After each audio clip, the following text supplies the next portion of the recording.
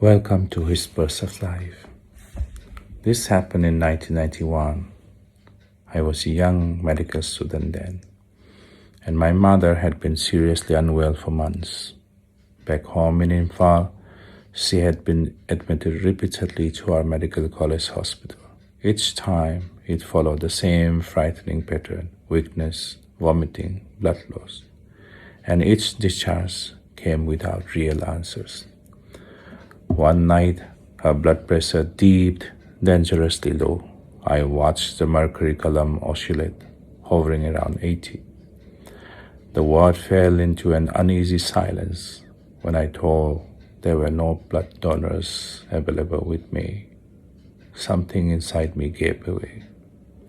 I sat down on the floor, unable to think, unable to move.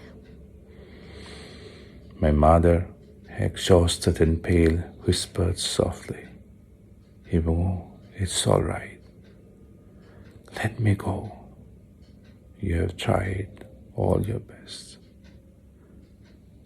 Then someone arrived in the morning, a senior faculty member, still in his tennis shorts. He looked at me and said sharply, "What are you doing sitting down there? Go, mobilize blood, now." That voice woke me up again. I ran around. Blood came. My mother stabilized once again. But we all knew this could not go on.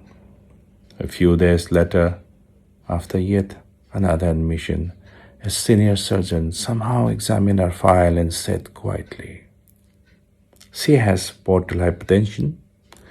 She needs a shunt operation. Go to All India Institute of Medical Science, New Delhi. I'll help you." That single sentence changed our lives.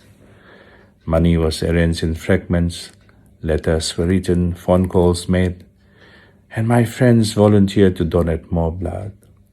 Teachers contributed whatever they could. Students prayed. People of different faiths, languages, and backgrounds gathered silently around one hospital bed.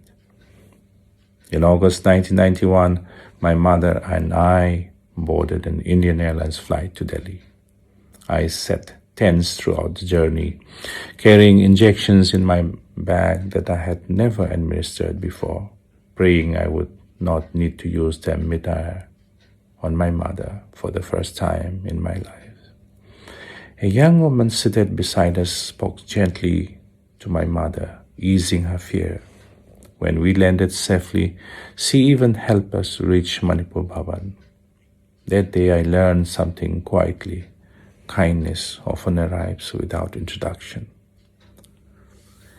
Delhi overwhelmed me with its size, its space, its indifference, and yet this was where hope waited for us. At AIMS, after days of queues, referrals, and waiting, my mother was finally admitted. Blood was arranged again. Friends stood by us through nights spent on cold hospital corridors. We slept lightly, always listening, always afraid she might vomit again. On the night before surgery, the 27th of September 1991, I sat beside my mother, fear written all over my face.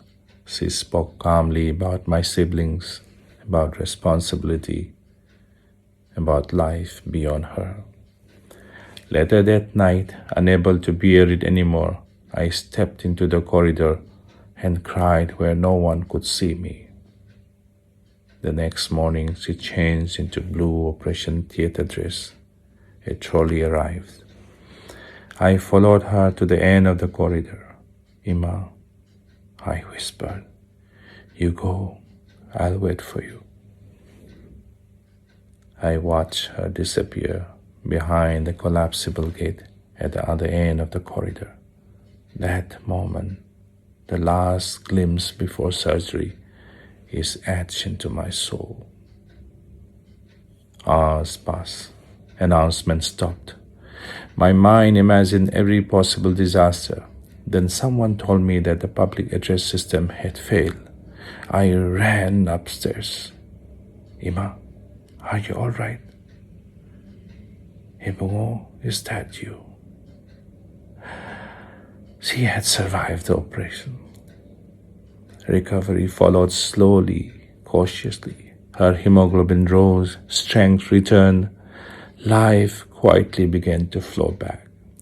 After weeks in Delhi, after fear loosened its grip, we boarded a train to go home.